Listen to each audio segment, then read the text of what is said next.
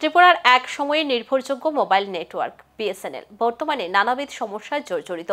Network বিভ্রাট, গ্রাহক অসন্তোষ এবং পরিষেবা মানের অবনতি নিয়ে আজ কামান চৌমুহনীস্থিত বিএসএনএল অফিসে ভারতীয় দূরদর্শন মঞ্চের উদ্যোগে 10 দফা দাবিতে প্রতিবাদ কর্মসূচি অনুষ্ঠিত হয়।